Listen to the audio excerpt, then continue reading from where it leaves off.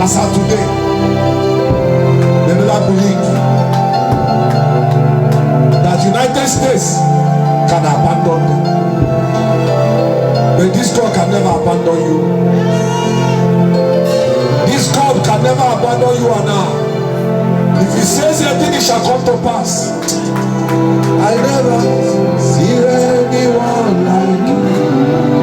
I never see anyone like you. I never see anyone like you. I never see anyone like you. I never see anyone like you. I never see anyone like you. I never see anyone like you.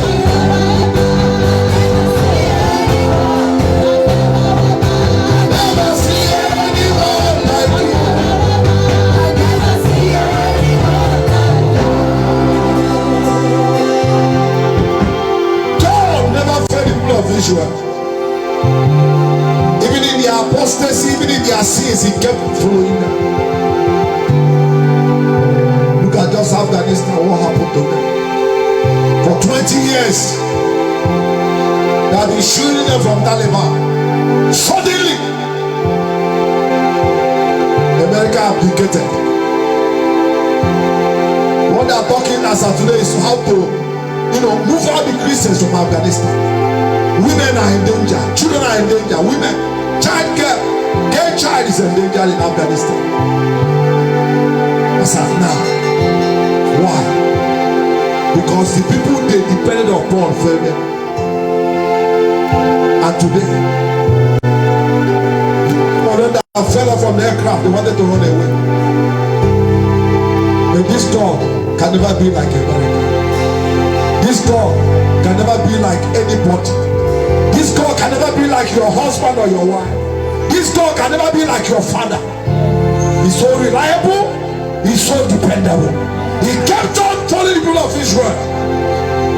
Even in their sins and their mistakes, he kept on helping them. Even also today, is he helping them? I never see anyone like you. I never see anyone like you.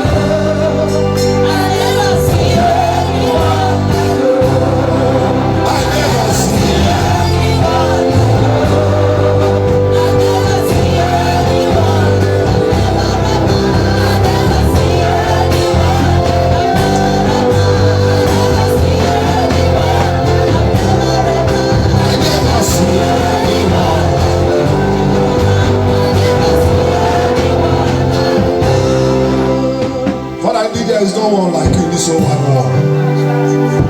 We have checked from east, west, and north and south. We have checked in different countries of the world. Powerful nations, powerful kings and presidents. There is no one, there will never be anyone like you. There is no one that can take your place. You are so reliable. You are not a man that can lie. You never lied before. It's not in your nature.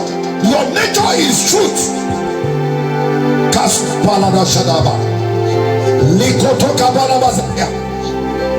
Men may fail, but you can never fail.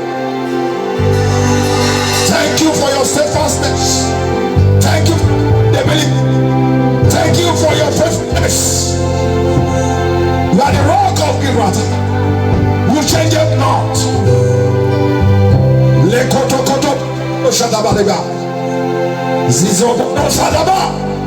Do not fail that family. Do not fail that brother. Do not fail that sister. Do not fail. Shadabaros. Do not fail us in this nation. Men fail the people of Afghanistan. The country has been taken over. May you never fail us in this country. May you never fail us in this state. May you never fail us in our businesses. May you never fail us in our marriages. In the name of Jesus Christ.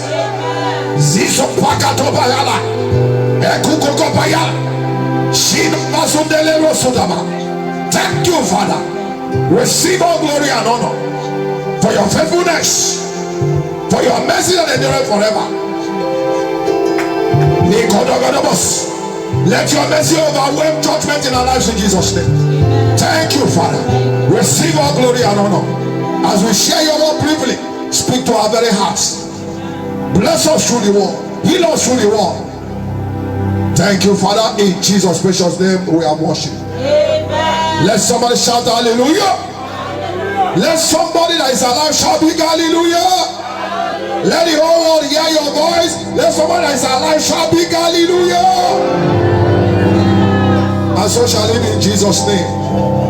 You're welcome to this service in Jesus' name. We are still doing this program, Healing by Impartation and Knowledge. And our singular prayer for you and wish for you is that after this program,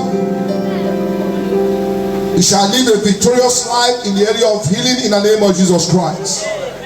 And so shall it be in Jesus' name. Last week we are trying to look at the hindrances to your healing. Sorry, our projector, the laptop has a problem. I'm not going to project on the screen today. Last week we've been looking at hindrances to healing, things that will make you not to be healed. I laid some solid foundations. Now, number one, it is God's will that you shall remain healed. Number two, God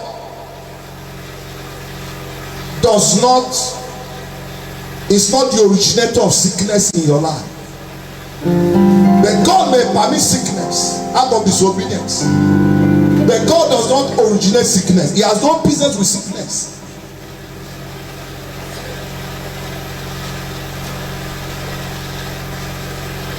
Because having this background information will help you to deal with every sickness, every disease in your life in Jesus' name. God does not send sickness to people.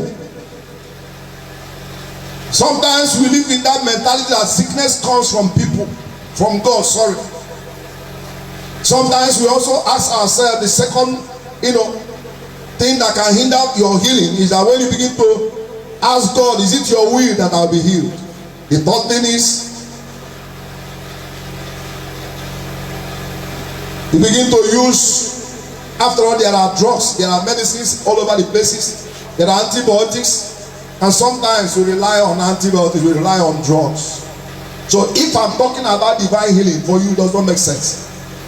Because there are pharmacy shops, there are doctors, everywhere you can get drugs.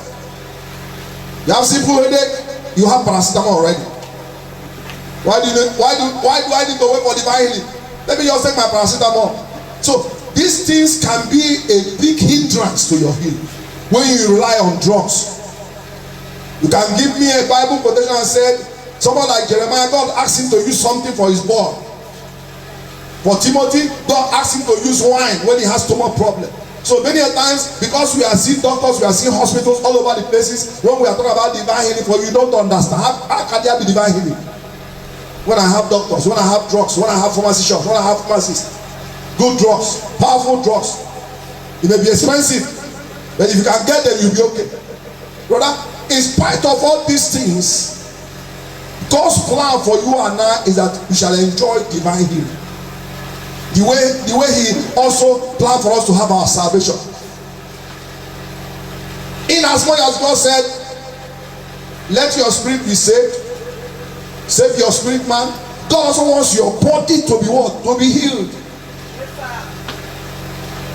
So you cannot separate salvation from healing. John chapter 2 verse 2 says, beloved, I wish above all things you shall do what? You shall prosper and be in good health, even as your soul does what? Prospereth. These are scriptures that buttresses this fact that it's God's will that you shall be healed. Very possible.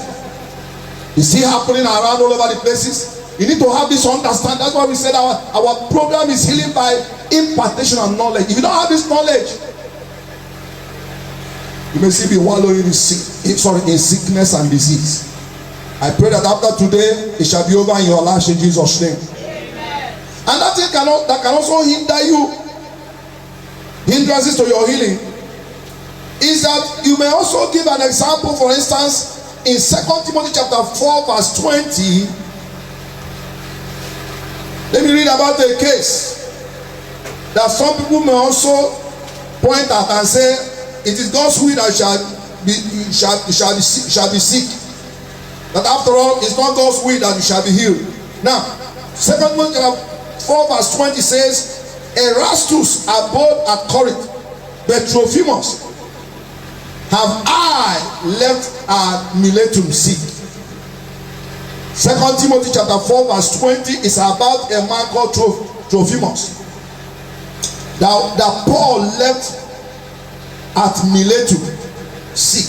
Now one may say, one may ask, if it was God's will for that young man to be healed, why would Paul leave him sick? Why was he being sick? I mean, why would Paul, great apostle, why would he leave him sick and go to another place? But the fact remains that in issue of healing, you may be prayed upon now. I need to differentiate between miracle and healing. Amen. Because there is healing that is ongoing. As you're going, the healing is continuing. Amen. I may pray for you now. Somebody else may pray for you. You don't see any sign, or you have a little change. The truth is that the healing has started already. It's not that the pastor or whoever that prayed for you didn't want to finish the sickness matter. No. He has prayed for you. You are seeing signs. It's not yet over. But the truth is that as you are going, the healing will continue. Praise the Lord. But when it comes to a miracle, there are some issues when you are prayed upon, automatically that healing will do what? Will be what? Will manifest. So it was not as if Paul left this young man sick. Paul had prayed for him. Healing has started. He was still feeling dizzy. He was still feeling whatever he was feeling. But the truth was that healing has started. And we need to understand it. Because sometimes you are prayed upon. You want an instant miracle. But it's not happening. But you have little changes. Now the truth is that as by tomorrow or next, you notice, if you really believe and you have received your healing, notice that thing will be over. Praise the Lord. So sometimes, let's not use it as an excuse. After all, you prayed for him, nothing happened. You may not be shocked. Nothing may have happened as at that material time. But check out, after some few days or few weeks, that sickness will be over. That's the truth. Amen. So difference between, sometimes it's not going to be miraculous. Sometimes it takes time. Your healing will begin to manifest. Sometimes you are prayed upon, you are still seeing the sign. Headache is still there, fever is still there. But by tomorrow or few hours from that time, it will be over. So in actual fact, Paul did not leave that Trophimus sick at Miletum. But what happened? Paul had prayed for him. His healing had started, and so on and so forth. So the truth is that Paul never left him. Because some Bible verse will tell you, they are talking about healing. Why would Paul pray for such a man, great man of God? Why would he pray for him? And the man was still sick. The man was not still sick. The healing had started, but the healing was not yet complete. Praise the Lord. So I may pray for you.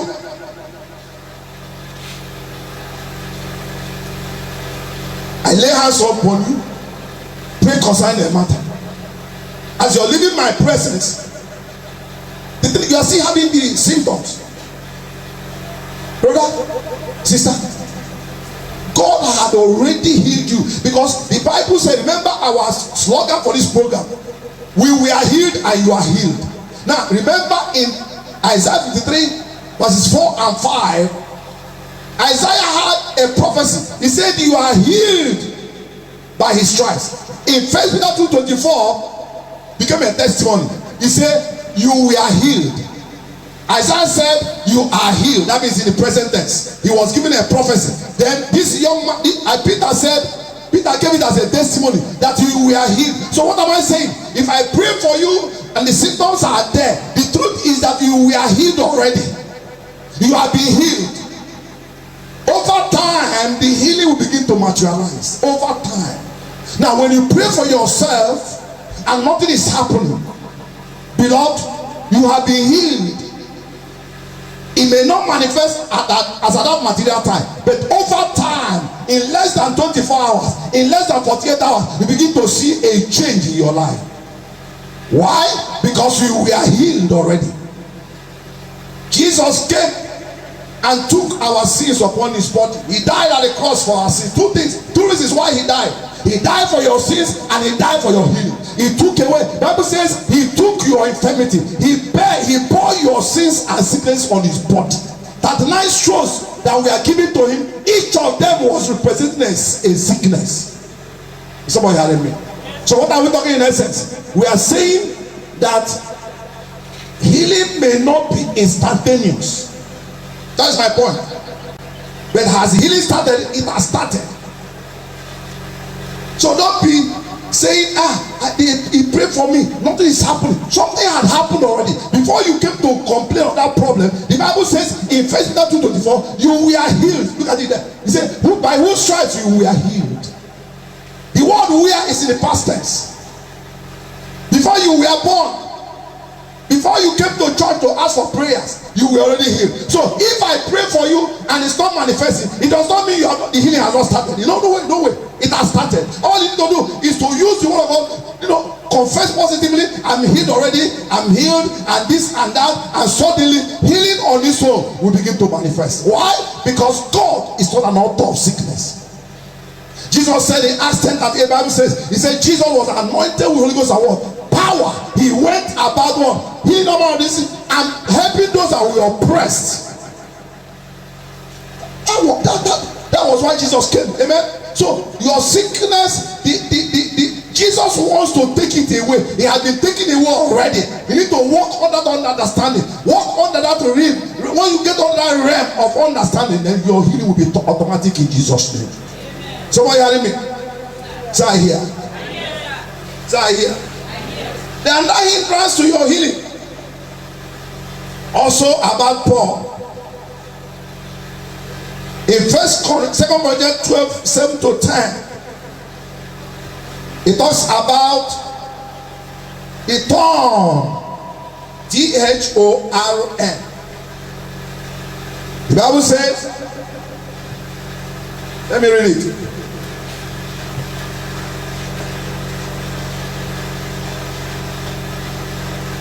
Unless I, Paul, should be exalted above measure through the abundance of revelations, there was given to me a thorn in the flesh, the messenger of Satan to buffet me, lest I should be exalted above measure. Now, the word thorn, Thorn, some Bible scholars had to associate it with sickness. They said, after all, Paul was sick, trying to prove to us that God allows sickness. Some Bible scholars said that Paul had the thorn there. The thorn in the Bible in 2 Corinthians 12:7 is talking about sickness. Nobody knew that he was sick after all. If Paul was sick, therefore you can justify why you are still sick. If Paul was sick, great man of God. Also, if I'm sick, there's no problem. But it's a lie. The truth is that the thorn in his flesh was not sickness. Because if Paul was really sick, how could Paul achieve so much in ministry? If you are sick, how can you minister? If you are sick, how can you serve God? Paul was widely traveled. Paul was one of the ministers that worked so hard. So in actual fact, the thorn was not sickness. He was not sick at all. So many people today you give it as an excuse and say, after all, Paul was sick. So if I'm sick, if Paul was sick, then if I'm sick, there is no problem now. If Paul, as strong, as powerful he was sick. So if I am sick, look at me now. Look at, do I have power? Who am I, sir? The truth was that Paul had no sickness. The thorn was not sickness, because we have evidences to prove that if that young man had sicknesses, Paul would have achieved so much in ministry. After all, it's true. If you're sick, can you work hard? Do you have the energy? If someone that is sick, how can you produce so much? I mean, Paul had results in his ministry. So that thorn was never a sickness or disease. So what are we saying in that sense? God does not allow sickness. God is not an author of sickness in your body. Now you need to understand this so that it can help you to deal with sicknesses. Anytime you notice any form of sickness in your body, let these two things be in your mind. Number one, Satan is the author of sickness. It's a thief. He said the thief cometh to steal, kill, and destroy. Of course, we know even malaria can kill. Are you aware? The smallest, malaria, even headache, migraine can cause so much problems in somebody's body. Are you aware? Which is true. So God cannot be an author of sickness and disease. It's only Satan, who is a thief, that came to steal, kill, and do what? And destroy. But Jesus came to give you what? Give you life and give it to you what? Abundantly. So each time sickness comes upon your life, without calling anybody anywhere, without seeking help, be aware that that sickness, the origin of that sickness is from Satan. And it was not so in the beginning. Now, let's come and think of this. Few years ago, a few months ago, let's say you have a sickness now. You are watching me online. Also go alongside with us. Now, maybe you have sickness, you have disease now. Now, let me ask you this. Maybe 2 months ago, nothing was happening to you. But suddenly you woke up one morning, you begin to notice some things in your life. You begin to notice that you are feeling weak. You begin to notice that some part of your organ or part of your body is swelling and this and that. Now, the truth is that it was not so 2 months ago. That was not God's plan. That was not how God created your body. So invariably, that change in your body, that change in your body, that change, that pain you notice, is not from God. It's from who? From Satan, the author of sickness and disease. And what do you do? Because it's a stranger, you command that sickness to disappear from your life. You don't need to pamper sickness. You don't need to accommodate it, because that was not God's plan. Now, sickness came into the world when man fell at the Garden of Eden. That was how sickness came. And primarily, Jesus came to deal with these two issues: sin and disease. We have so many references in the Bible. Matthew 10 verse 1. He called disciples, gave them power to heal all sickness and disease. Luke 10:19 says, you have given us power to trample over snakes, scorpions, and demons. There are Bible references to prove that the plan of God, the plan of Jesus for you, is to remain healed and healed forever in Jesus' name. So, what are we saying? Healing must not, I repeat, healing must not be a challenge to you. The Bible says in 2 Corinthians chapter 5 verse 17, says, when you get born again, all things are done what? Have passed away. You are a new creature. If you get born again, not just salvation alone, if you get born again, you are a new creature. Your body is a new creature. Your spirit man has been recreated.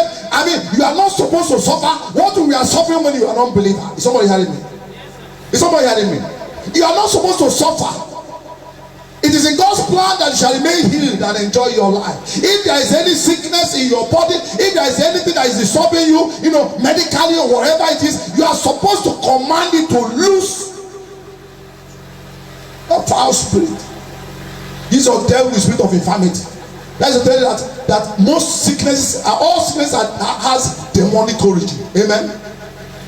And that's what Jesus said. If you read spirit of infirmity, he was binding spirits, he was casting out demons from people's body, and they were getting healed. So beloved, you are not supposed to suffer what you are suffering. You are not supposed to pamper sickness. Sickness was not from God. That was not God's plan for you, because in the beginning you were not feeling so sick. Whatever you're passing through now, when 2 years ago you were not. Don't allow people to justify the fact that you're supposed to, because you are old. Sometimes we always hear people say, it's normal with old people now. You're supposed to get high blood pressure. You're supposed to get blood sugar. You're supposed to get, you are old. You're supposed to be weak. At the age of 130 years, Jacob was still, his eyes were still sharp. I think he died at the age of 30. Like Joseph or Jacob. 130 years. He pulled out. He was conscious enough to bless his children before he left. A man of old covenant.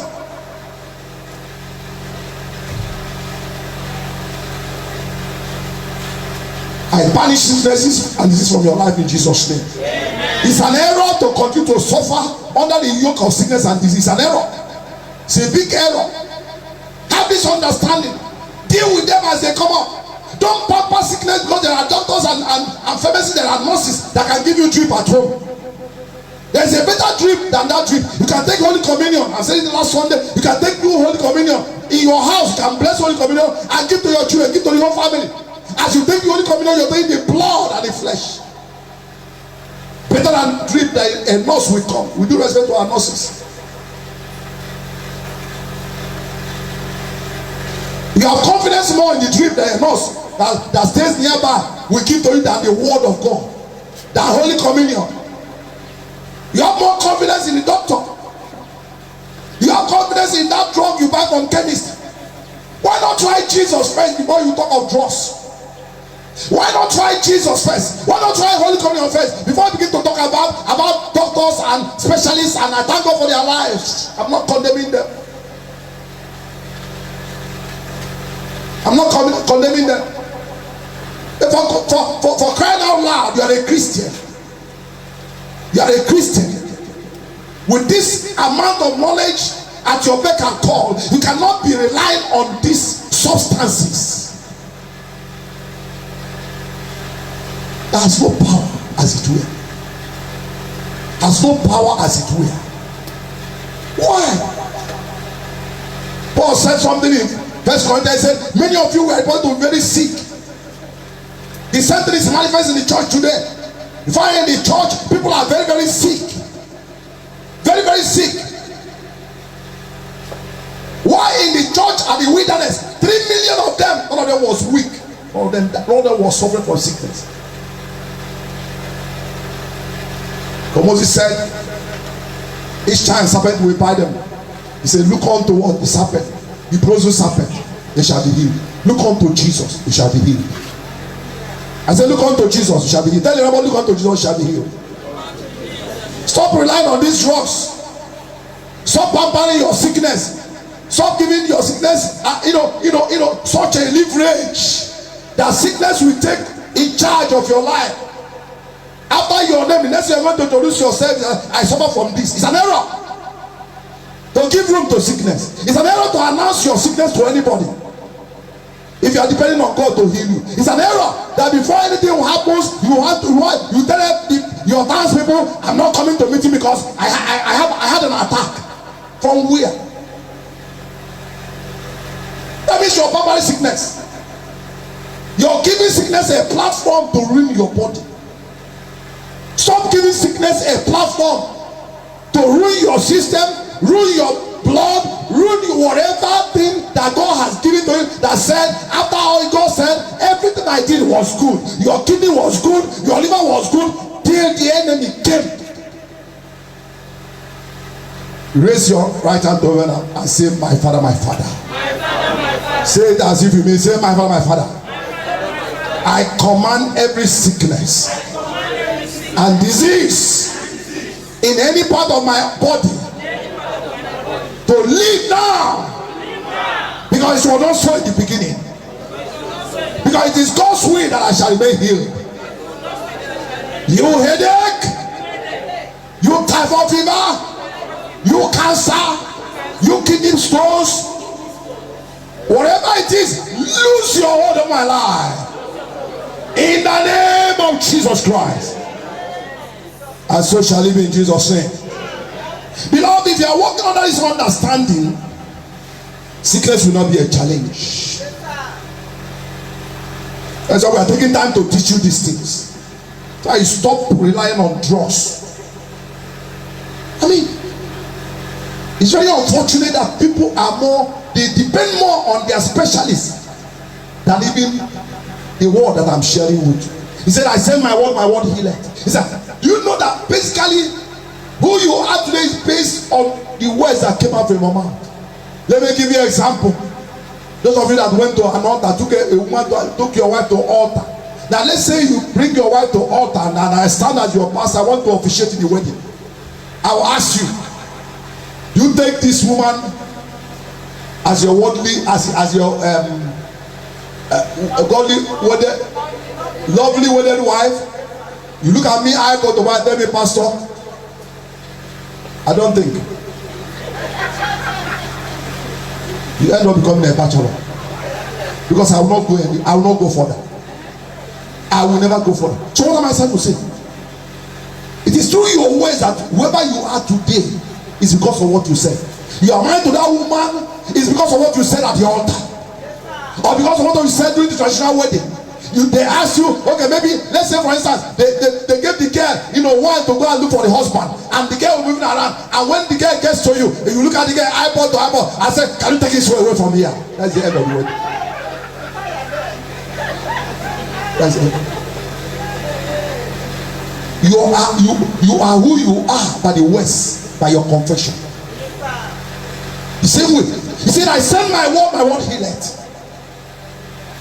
If you want to be healed, you want to remain healed, check your confession. Check what you believe.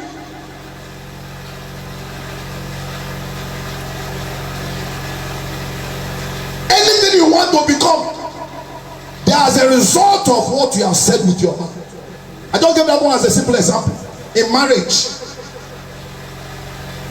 if you refuse to answer the pastor, maybe you didn't say no. I will ask you again. I said, have you done this your lovely wedded wife? Will you done this one as a lovely wedded wife? You just keep quiet and be looking at me. I'll give you the next 15 minutes. If you don't say anything, we'll close the wedding. We have to apologize to the parents of the girl that this man, he doesn't want to marry. If you come back next one with another woman and you didn't say anything, wedding will not take place again. Or you go to another church because you can't come to the same church anymore. You go to another church, get to another girl, get to another church. When the time comes for you to confess that this is my wife, and the pastor will ask you again, have you taken this woman as your lovely wedded wife? You keep quiet. You keep quiet. I bet you that some pastor will not give you up to 3 minutes. They will cancel the wedding because you didn't want to say anything. Saying things, saying words, confessing God's word. He said, I send my word here. Can heal every manner of disease in your life. You have a headache, you are confessing. I'm healed by the name of Jesus. He took away my infirmity. Matthew 8:17. I begin to quote scriptures. Begin to command every sickness to go. This is your words that are coming out from your mouth. But if you are saying headache, stay there. Don't go anywhere. Headache will be increasing until your head will blow into two. There is power in your tongue, life or death. Learn how to speak against every sickness in your life. He said, when you speak over poverty, if you confess from now to the end of this year that I shall never be poor, my pocket will be full of money, I bet you by middle of December, come and see money come. This is very simple. That's how we make it. We don't allow you to talk negative things around us. Once you raise your voice, we don't say, come and keep quiet. Many of us will enjoy to hear negative things and prophecies from people, from your friends, from your brother, from your friend, from your sisters. They begin to tell you, you know what happened to our father? Our father did not make it. He didn't do anything. And you are hearing it's sinking inside you. It's killing you gradually. Words can be cancerous. Words can be cancerous. Is you are taking the words inside you. You are accepting the reality that your father never did well, and you begin to remember it's true. Your father never bought a car, never built a good house. You lived a wretched life, and gradually you are accepting the fact that your mother did not do well. Your mother died on time, and gradually it becomes part and parcel of you. If you don't take that, you go the same way. They have come, but I prophesy over your life today. You shall not go the way your father went in the name of Jesus Christ. It shall not be like you. It should not be to you the way your mother went, your father went, your sisters went. In Jesus' name we pray. Stand up and fight every disease in your life. By virtue of speaking in authority. Jesus was speaking. He will cast out demons. I said, go. Nothing special. There is nothing special about any great man of God in quote. There is nothing special about anybody here, including me speaking to you. It's by understanding. I know that sickness is in your body is an error. I will tell you, go and do small thing. I lay hands, I pray for you, I say, go. Because I know it shouldn't be there. And I begin authority to speak and it will go. That is the difference. There is nothing special about this man standing here. There is nothing special about me. There is nothing special about this our mommy. There is nothing special about any pastor that operates in healing ministry. It's just understanding. Maybe there's somebody that's crippled here. You hear you say, stand up and walk. You stand up and walk. That's the end. I said, stretch out your hand. You shake out your hand. That's the end. Nothing more. Just agree. You can't run. I tell you, get up and run up here 3 times. You run. It is done. Finish. There is nothing strange about any man that operates in healing ministry. It's just my understanding. And that's why we want to impart the knowledge to you. There shouldn't be sicknesses and diseases in your house. You go about looking for somebody who is sick. Once you have an opportunity, you lay hands and decree and say, I pray for you, I command, go! And you leave and go. Don't worry about you will be healed. It's not your problem. Because that person was already healed before you came. All you did was to just complete the cycle, the equation that Jesus started. He said you were healed. You are not initiating any healing anymore. See, when you pray for someone for healing, listen to me as I close. You are not initiating a new healing.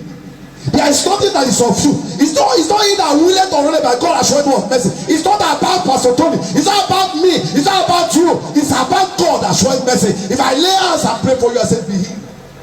I'm just saying the obvious. He said by the stripes you were healed. I'm not doing a new thing. No new abracadabra. See, listen to me. That's why I believe if I pray for you, no matter what you suffer, it will stop. Why? I'm not doing it. It's not me. I'm not the doer.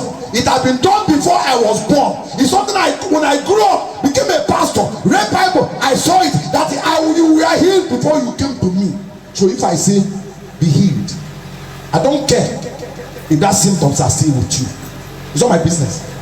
Whether you go and tell the whole world that you pray for me, something happened. It's not my business. It is between you and God. Who had healed you? All you need to do by faith is to take it and walk in it, and it will be complete. I don't have fear. I'm not ashamed. Why should I be ashamed? Did I start the healing? It was Jesus that took away your healing. Paid is on his body. So me, if I pray for you and you think it's not working, I'm not supposed to be ashamed. What's my own there? I didn't start healing. Jesus started it.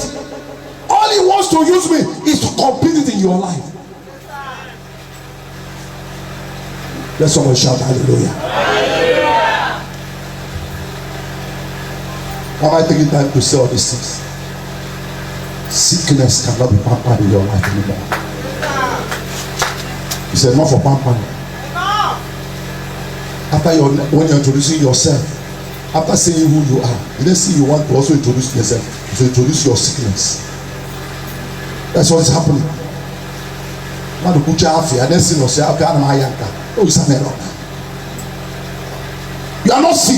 Say, I'm not sick. I'm not sick. That thing is not there. That thing is not there. That thing is not there. That thing is not there. It's not there. You are not sick now. What do you mean? After introducing your name as a doctor or whatever, next thing you are ready to say, next time they ask you, if they give you time, say, I'm suffering from high blood pressure. Where is the high blood pressure? Where? It's no more there. I'm suffering from cancer. Where is the cancer? That you are healed. Or don't you understand English? We are literally enough to know you were healed. Or I'm at the meaning, you were healed. Now, when is there no way I can explain it? You were healed and you were healed. Well, what do you want me to do? So if you come to me, I lay hands. And lay hands on the understand that you already healed before you came. It just will save you over your life. And I pray for you today, your healing will begin to manifest. Amen. Your healing will begin to manifest. Amen. In the name of Jesus Christ. Amen. Can we stand up, begin to pray? Lift up your hand as I pray for you. Do you believe? Can you stand up? Raise your hand to heaven as you conclude. John 15:26 says, all things are possible to those that believe. And the word believe is a verb. It's an action word. The word believe is a verb. Verb is what completes a sentence. If I can still remember my English. The word believe is a verb. He said, all things are possible to those that believe. All. Say all. All these are possible. In the line of healing, I also say to you, all things are possible to you that believe. What do you believe? Do you believe that you're going to buy a new car? Do you believe you're going to build your house? What do you believe? Do you believe that this will happen? Do you believe you're going to have admission? Do you believe you're going to have your visa? What do you believe? Say all things. Say all things are possible to them that believe. And believe is an action word.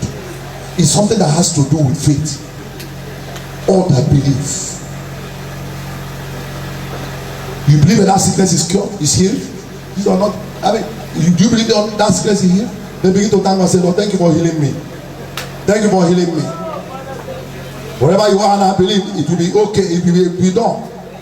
Right now, wherever you are now, I don't care what is the matter, wherever you're staying, whatever you're staying, wherever you are watching us online, wherever you're watching us from any part of the world, as I pray for you this, I believe that you're already healed. Begin to command, begin to say, Lord, thank you because I'm already healed. Wherever you're watching us from every part of the world you're watching us, I declare and declare over your life, don't believe. I said if you want to believe is a verb, it's an action word. Just believe. If you know you cannot move, begin to move. That leg that cannot move, begin to move it. If you can't walk, stand up, begin to walk. Begin to pray. Wherever you are, wherever you're watching us from, anything you can't do before, begin to do it now. If you have a neck pain, begin to shake the neck. Begin to move your neck. If there's any pain anywhere, begin to decree no more pain, no more pain, because I believe. Begin to pray. Begin to pray. If the eyes are blind, believe that you are receiving your sight. If your ears are you are not hearing, you're going to receive sound in that ears. Begin to pray. Begin to pray. As I pray for you, you're watching us online. I begin to decree over your life. Let healing virtue, let healing grace, let healing anointing rest upon your life. Begin to pray. Begin to pray. I don't know what you're suffering from. Begin to command. Let your high blood pressure come down. Let your sugar come down. It is over. Let your kidney, let your all your organs begin to work. Let your pancreas begin to secrete insulin. Begin to pray. God can create. He said in the beginning was the word. The word was with God, and his name was with God. All things we are made that we are not made. Without him, nothing was made that was made. Begin to pray. In the beginning was the word. The word was with God. The word was the same word was with God. All things we are made. Nothing that was without him, nothing was made that was made. Begin to pray. Begin to command healing. Begin to command healing. You have a sick person in the house. Stand under his grace and begin to command healing. You have a sick person in the house. I don't know, this time is not a barrier. Begin to command healing over that person now. Maybe you are not sick, you are here. You have someone that is sick. Begin to command healing over that person now. All our members begin to command healing in Dobakadozia, in all our branches, in all our friends abroad, all over the world. Those that are watching us, I command healing. I command deliverance upon your life. By his stripes you are healed. He took away your infirmity. Psalm 113 verse 3. He said he healed all our diseases. I shall not forget all his benefits. He forgiven our iniquities. He healed all our diseases. Redeems our life from death. Because my life will love and tender mercies. Begin to pray.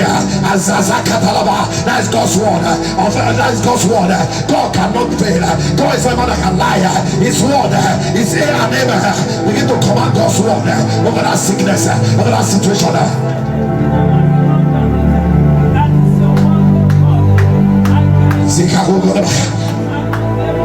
Pray for those that are sick, wherever they are. Pray for all our members that are sick. Pray for your friends, let your family people that are sick. As many you can remember, there's a healing grace here. There's a anointing for healing that is here already. The power is here. As a can you begin to command according to God's word? It's not his will that anyone shall die sick. It's not his will. Is there anybody, brother? There shouldn't be sickness. It's an error to find sickness in your family. As I get it, I shall live. Thank you, Father. In Jesus' precious name we pray. Let's all shout hallelujah. It is permanent in Jesus' name. Little test. Let me give you. If you are here when you came in here, you are feeling something. I want to ask you, what are you feeling now? No, I want to be very. Let me give you opportunity.